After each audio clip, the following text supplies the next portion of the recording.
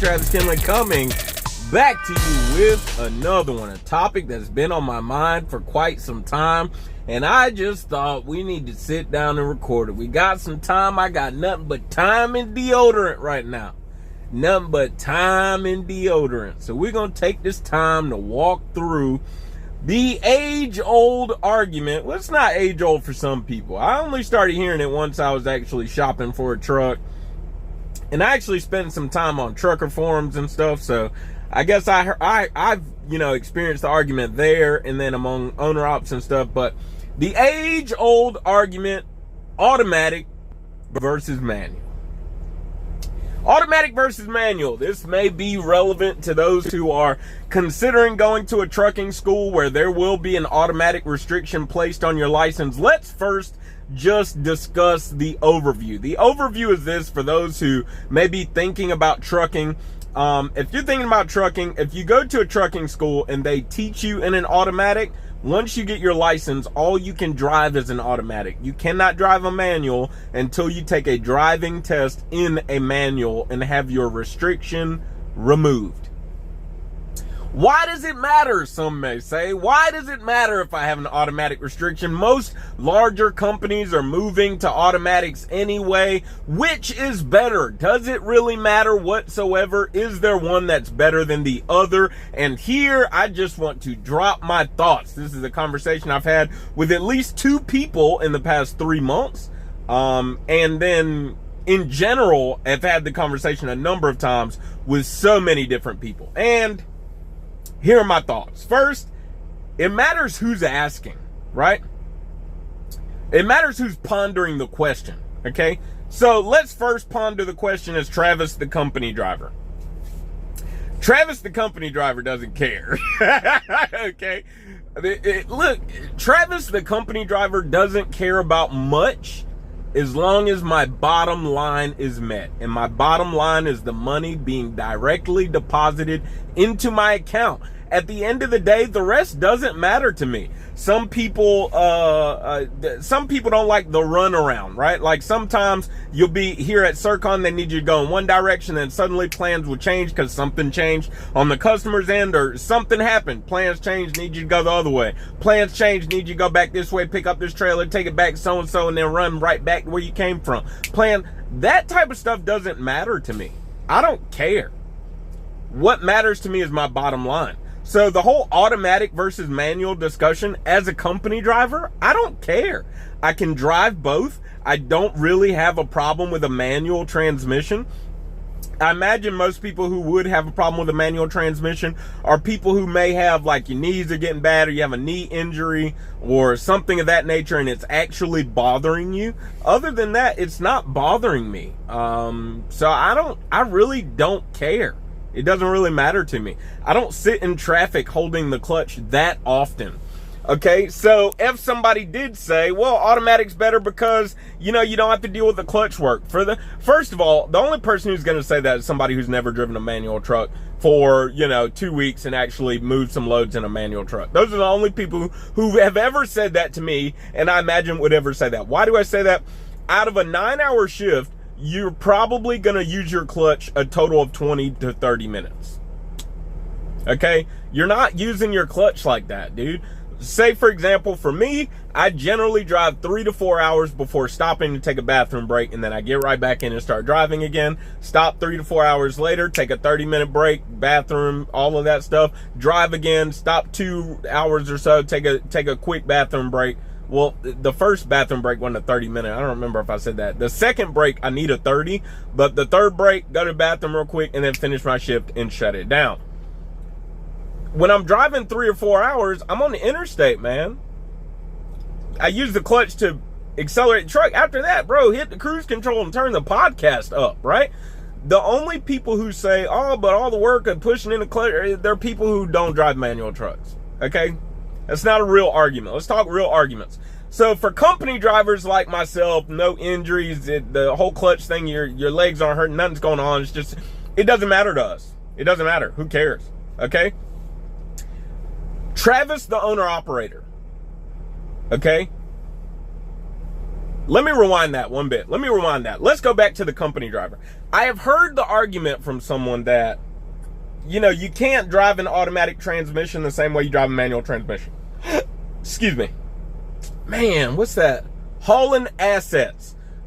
Chris, I think is his name, from Hauling Assets. When he first got his first automatic truck after driving manual for who knows how long, he was humble enough to admit that he didn't know how to drive an automatic truck. He said he had heard from other people that there's a way you actually have to drive the automatic. You can't just drive it like it's a manual. You have to learn how to drive an automatic. And he actually asked his listeners to give him some feedback on tips and tricks on how to drive an automatic truck. That is my answer to that. I've heard from people with you can't drive an automatic, automatic trucks you can't do this in automatic, but you can do it in a manual. You can't do this. I personally think that person was specifically talking about 10-speed Eaton automatics and only in reverse. For those who know about 10-speed Eaton Fuller 10-speed automatics, and when you go in reverse, you hit the gas, it just goes. Like, there is no gradual backing up. But that is not a general statement about automatic transmissions. That is specifically about Eaton Fuller's 10-speed, which nobody's using those anymore. We're at the 12 speeds now. What do they call it? 12-speed Ultra or something like that, right? Drop it in the comments. Y'all know what I'm talking about. The 10 speeds aren't even really, they're not as popular in the newer trucks, right? So company driver Travis doesn't really care. Company driver Travis has never driven those 10 speeds either. So company driver Travis doesn't care. That's what I'm basically saying. Nor do I understand the argument of, like, the drivability.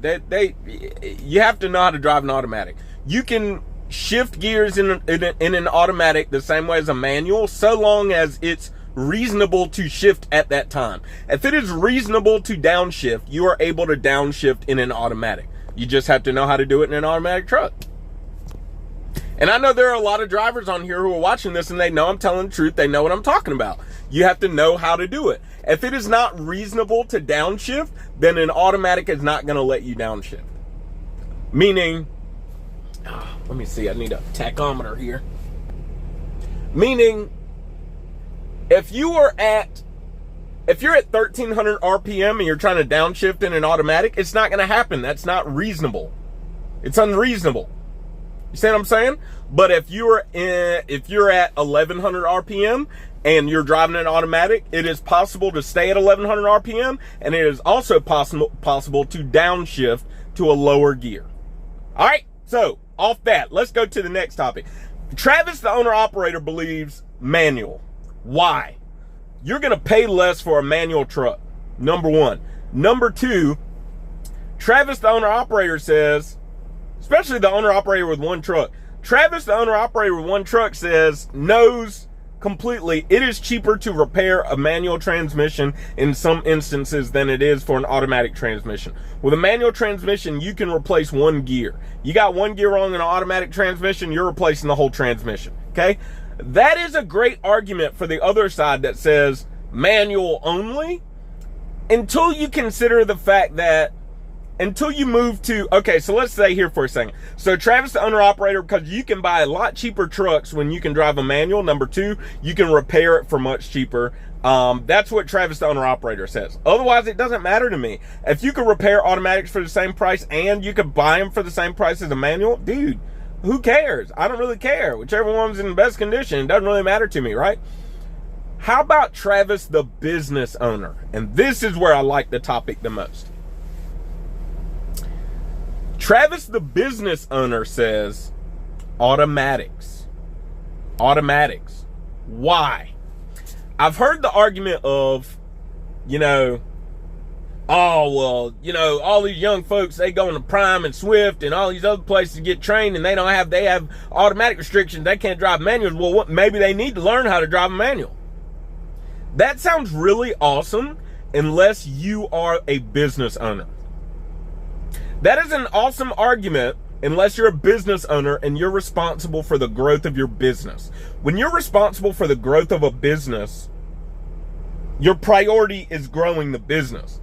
And if a manual truck is holding me back from growing my business, I'm going to choose an automatic truck. But what about the repair argument? If I'm buying brand new trucks, they're under warranty. How often do you have a gear go out in an automatic transmission? Brand new truck. How often do you have transmission issues in a brand new truck, right? Usually your issues are like either air issues or electrical issues. I should have said that first. Usually your issues are electrical issues, air issues. Definitely. Y'all remember when Driver Lineup had the headlight thing? Eric, if you see this, or Jenna, shout out to y'all. Y'all remember when he had the headlight thing going on in the Pete? That was like, you know, back in the day. But usually your issues, it's not a transmission issue. Nevertheless, you're under warranty for how many years or how many hundreds of thousands of miles? What is it? 5 years, 500,000 miles? Sometimes it'd be like 6 years, 600,000 miles. I've seen extended go to 700,000 miles, I'm pretty sure. You're under warranty for a really long time. In which case, you could switch trucks. Peterbilt I'm in at CIRCON is in the 400,000 range, if I'm correct. Right? I'm past 5 years, but you get my drift here? You get my drift? If I own a business, I want to do everything I can to get responsible, safe drivers in the seat to move freight. That is my number one priority. That's my bottom line. Just like I said, Travis, the company driver, my bottom line is my paycheck and the rest is just whatever, right? As a business owner, my bottom line is moving freight. Business growth. As many butts in the seat that are safe and responsible to move freight. That's my bottom line. I don't care about the rest. Travis, the business owner, is going to roll with an automatic because more people are indeed coming out of trucking schools with restrictions. And they are not less safe drivers or irresponsible people. They just went to a trucking school with a restriction and they never got it removed. Why? Because they never needed to get it removed. They were never motivated to get it removed. Well, to be honest with you, I want those drivers. I want those drivers because other people want those drivers. And if somebody else is pitching a similar business, job opportunity as the one that I'm trying to pitch, I need to get an automatic if that's the only thing that's holding me back. So that's my opinion. Automatic versus manual. Neither one's like better than the other. It's just goal-oriented decisions, just like we've always talked about here. Travis, company driver, doesn't care because I don't have a restriction. It just doesn't matter to me. Travis, the owner-operator, says manual because it's cheaper. It's cheaper to repair, replace, and repair and replace. I didn't mention that. And especially if you're a one-truck operation, man, you need to increase the probability of success as much as possible. But Travis, the business owner with a 20 truck fleet or a 30 truck fleet, 50 truck fleet, Travis, the business owner, is going automatic. That's what Travis would do. Tell me what you think. Automatic versus manual. Drop it in the comments. You already know what the motto is. Work hard, play hard, sleep hard. Find you somebody to love. I love y'all. Don't forget, it's not about what you believe. It's all about why you believe it. Live free.